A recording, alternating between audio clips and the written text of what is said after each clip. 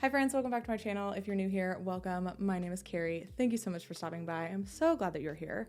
So today's video is the third of I started a bullet journal after not bullet journaling for like over 5 years series. Basically, I was watching some of my old videos and I was like, you know what? I want to start bullet journaling again. So that's what I'm doing. Episode, like, it's a TV series. It's not. The first video in the series was me setting up this bullet journal. The second video in this series was me setting up the month of April. I did this about halfway through April, so I still had to set up the month. And then I also went ahead and set up a weekly in that video. In today's video, we are going to be flipping through the collections and trackers that I have put in my bullet journal. So I'm not doing them on camera just because it was going to take a while and I wanted to be able to kind of think about how I wanted to set up some of this stuff. So I did them off camera and figured it would be better for me to just flip through them here and kind of explain them so you could still see them, but didn't have to watch me for like hours, you know. So with all that being said, let's go ahead and just jump right in to flipping through my bullet journal.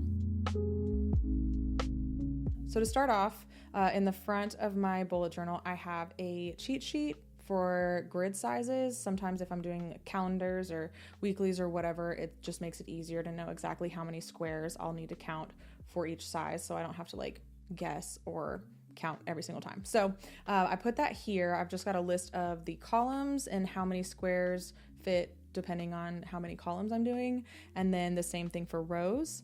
I also have my key here. My key is really simple. It's just a bullet point, and then if I finish it, I exit out. If I don't end up getting to it that day and I need to migrate it, then I just use like a little arrow indicator. I do also kind of use like a half cross out if it's something that I worked on but didn't finish all the way. So it's similar to migrating, but I think for me it just shows a little bit more progress. So that's what I did here. And then I've got an index on this side of my bullet journal.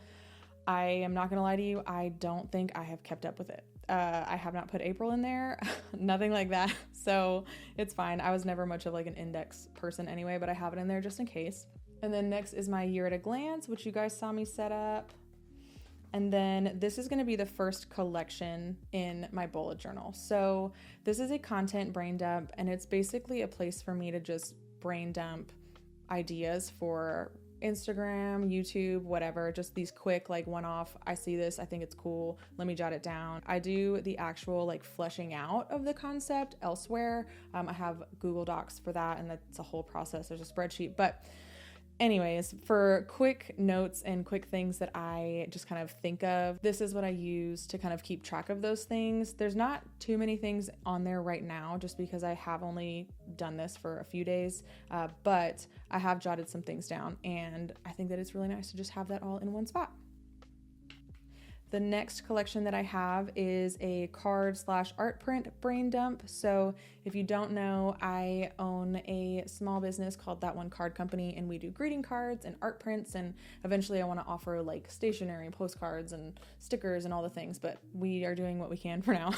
But it's similar to the last collection because it's just like a brain dump for quick ideas. So it also, neither of these are like really styled or like pretty or artsy or anything like that, but this part is really just about efficiency and what is quick and easy and functional for me. So this is basically the same thing. It's just about card ideas, art print ideas, things like that.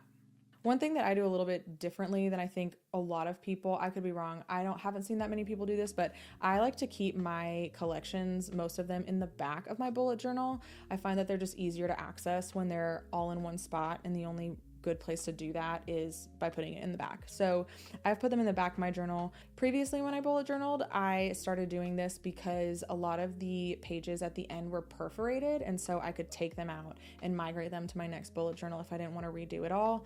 I did end up getting super used to the convenience of it all being like in one place though, so we are sticking with that. So let's flip to the back of my bullet journal, and we will find all my collections. So the first one, this is kind of cheating. This is like a half collection. It was just collections that I wanted to add because I was like thinking about it. So that's not a real collection, but it's there, so we're gonna mention it. The next collection that I have in here is my pen test page. So this is where, and I need to update this definitely because I have a lot more that I have not put on here, but this is basically where I test all the pens that I'll be using in my bullet journal so I can see if they bleed through, all the highlighters, things like that. I'll know kind of how they show up color-wise, and then if they smear ink, all of that stuff. This is actually very, very helpful. It's such a useful tool. And then this is where we start getting into like the real trackers and collections and stuff like that. So this first one is my video tracker, and what it does is it allows me to track my video concept idea. I can then track where I am in the process of like the production of it. And then once I do post it, I can post the date, the day, the time, the amount of views after 24 hours, the watch percentage after 24 hours, views after a week, watch percentage after a week, and then any subscribers that came from it. So the next tracker is very similar, but it is more for short form content or things that aren't going to necessarily go on YouTube. So on this tracker, I have the content that I posted, the type of content that it is. So is it a reel? Is it a carousel? Is it a graphic? Is it a short on YouTube? Whatever. It helps me track what it is. Then I have a column for the platform that it's posted on, so I can kind of be keeping track of where things have been, what things are doing well, and where. Then I have the date that I posted it, the day again, the time of day, views after 24 hours, shares after 24 hours, and then after a week, I've got views, shares, followers, and then any sales. So if I'm like posting like a link that's an affiliate link or something from my shop or something like that, I can kind of keep track of that. So the next thing in my bullet journal in the back is a collection of books that I've read this year. I very much like to read. I do like to read. I don't have a lot of time to do it. Yeah, like I have a full-time job. I do freelance work on the side because your girl's got to pay her bills. And then what else? Like I have a 9-year-old. So there's just a lot going on all the time. And so by the time the end of the day comes, a lot of times I just want to draw or whatever. And it's nice to just like have conversations. So this year I want to read at least one book per month. And so I have created like a little bookshelf here, and there's actually 13 here. So if I get all 13, then go me. But I put the titles in the spine of the book here and then just kind of color it in. This is one of the first spreads that I colored. So I don't like super love it, but it's functional and it does its job. So I went ahead and, like I said, put the title on the spine, just kind of filled it in as I finished the book. And then down here, I am making a list of the ratings, like what I think of them. So I probably could have done that up here as well, but there was a lot of empty space and I felt like it made sense to put it there, so I did. So in this little table down here, I've got the title and then I've got the rating out of 5 stars. It's kind of basic and boring, but I do think it's fun. So we're gonna keep it, and maybe we bring it to the next bullet journal, maybe not, who knows. But for now, it's in here and it is being used. I just finished Sunrise on the Reaping, the newest like Hunger Games universe book, and it is so good. So anyways, moving on. All right, and on this next page, I have a just list collection situation of things that I need to do for a cruise that I'm going on this summer. I'm very excited. I've obviously blocked out personal information, but it's just kind of a baseline of like, hey, this is what needs to be done.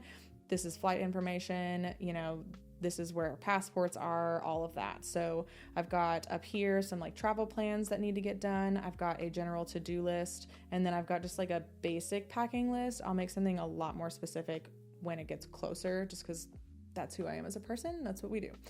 So I'll make a very specific list then. But for now, this is something that I have and I can refer to it when I do kind of start packing. So very, very excited for this. It's actually kind of cute. I like lettered the dates, really cute, but I'm not gonna show you because that's private information kind of for now. All right, and next I have 2 pages dedicated to my plants.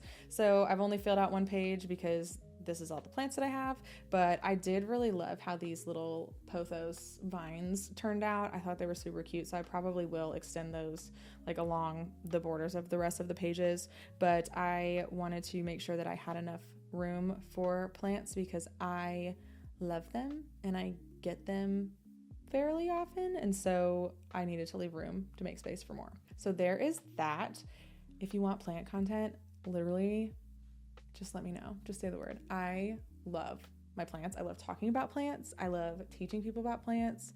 I literally just started getting plants like, I don't know, 2 years ago maybe, and I'm obsessed with them. I have not lost many, which is so nice, but I have very much dug into like the science behind plants. So it's been fairly easy, I say, knock on wood, for me to take care of the ones that I have. But yes, I love them. I have all the recommendations. I am more than happy to share more about plants. Just let me know. And that, I think, yep, that is it.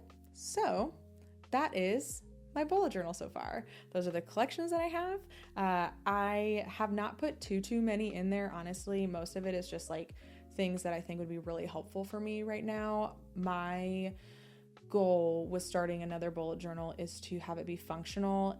As I was watching my old videos, I realized how much stuff I put in there that like I probably only looked at when I made it and then never looked at it again. So for the most part, I really am just trying to keep it as functional as possible so it can like keep me organized and on task. So that is it for this video. Thank you so much for watching. If you made it this far, leave like a star in the comments or something like that, and I will respond. I'll say, hey, I'll leave you an emoji. I don't know, that could be kind of fun. Let's do that. So leave a star in the comment section. Let me know what you think, and then I'll just like leave you a little emoji that I like, that I think is cute, and then I'll respond and say thank you because I appreciate every comment that I get, even the mean ones. If you like this video, make sure to like it, share it with a friend, save it to a playlist.